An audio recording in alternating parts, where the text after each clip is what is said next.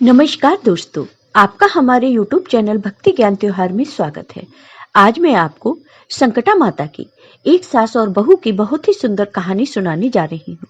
अगर आपको ये कहानी पसंद आए तो कमेंट बॉक्स में संकटा माता की जय अवश्य लिखिए। बहुत समय पहले की बात है, किसी गांव में एक सास और बहू रहती थी। बहू बहुत ही सुंदर और संस्कारी थी। सास और बहू दोनों संकटा माता की बहुत बड़ी भक्त थी। सास और बहू दोनों सुबह जल्दी उठकर स्नान करके संकटा माता की पूजा किया करती थी। दोनों सास बहू को संकटा माता पर बहुत ही विश्वास था। एक दिन की बात है, एक दिन बूढ़ी माँ के लिए राजा के यहाँ से संकटा माता की पूजा का बुलावा आया। तो बूढ़ी माँ ने अपनी बहू से कहा कि बहू, कल मुझे महल में संकटा माता की पूजा करने जाना है, इसलिए तुम घर पर संकटा माता की पूजा कर लेना।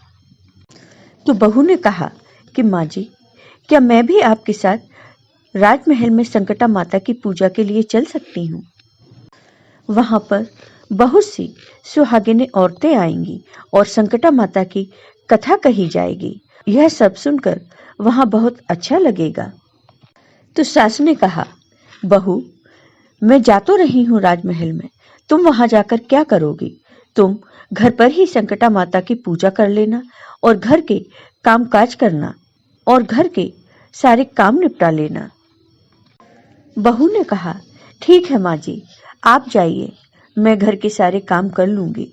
बहू अंदर चली जाती है और अगले दिन सास सुबह जल्दी उठकर संकटा माता की पूजा के लिए महल चली जाती है। बहू भी अपने घर पर संकटा माता की पूजा करने लगी, लेकिन उसके मन में तो यही चल रहा था कि मैं भी पूजा करने जाती तो कितना अच्छा होता, वहां पर कथा सुनती, कितना अच्छा लगता। बहू यही सब सोचे जा रही थी। फिर बहू ने हाथ जोड़कर संकटा माता से कहा कि हे संकटा माता, मेरी विनती है कि जैसे पूजा राजमहल में हो रही है, वैसी ही आवाज मेरे कानों में सुनाई दे। जो प्रसाद राजमहल में बटे, वह प्रसाद मुझे खाने के लिए मिले। बहू को संकटा माता का जाप करते करते सुबह से शाम हो गई। बहू की ऐसी विनती सुनकर संकटा माता को उस पर दया आ गई। संकटा माता वहां प्रकट हुई और संकटा माता ने बहू को प्रसाद दिया और बहू को कथा सुनाने लगी। बहू के कानों में कथा की आवाज आ रही थी, तो बहू सोच रही थी कि राजमहल से आवाज आ रही है। जब बहू ने आंखें खोली, तब तक उसे पूरी कहानी याद हो चुकी थी। फिर बहू ने देखा कि जो प्रसाद संकटा माता की पूजा में चढ़ाया जाता है, वही प्रसाद उसके आंचल में रखा हुआ था। यह देखकर बहू ने सोचा कि लगता है सासू माँ आ गई। मुझे सासू माँ ने ही यह प्रसाद दिया है और संकटा माता की कथा सुनाई है। फिर बहू बाहर जाकर देखती है, बाहर उसे कोई भी नजर नहीं आता और उसने घर में देखा तो उसकी सासू माँ भी अभी आई नहीं थी। तो बहू वहीं दरवाजे पर बैठ गई और सासू माँ के आने का इंतजार करने लगी। थोड़ी देर बाद सासू माँ भी आ गई। फिर सासू माँ और बहू अंदर आए तो सासू माँ ने कहा, बहू चल, मैं अब तुझे संकटा माता की वह कथा सुनाती हूँ जो राजमहल में सुनाई गई थी। तो बहू ने कहा कि माँ जी, मैं आपको संकटा माता की कथा सुनाती हूँ, आप सुनिए।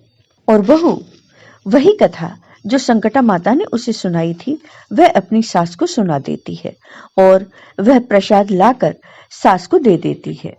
प्रसाद देखकर सास ने कहा, बहू ये प्रसाद कहाँ से आया? क्या तुम राजमहल गई थी? तो बहू ने कहा, नहीं माँ जी, मैं कहीं नहीं गई। तो सास ने कहा कि बहू, अगर तुम राजमहल नहीं गई तो तुमने ये कहानी कहाँ सुनी और तुम्हारे पास यह प्रसाद कहाँ से आया?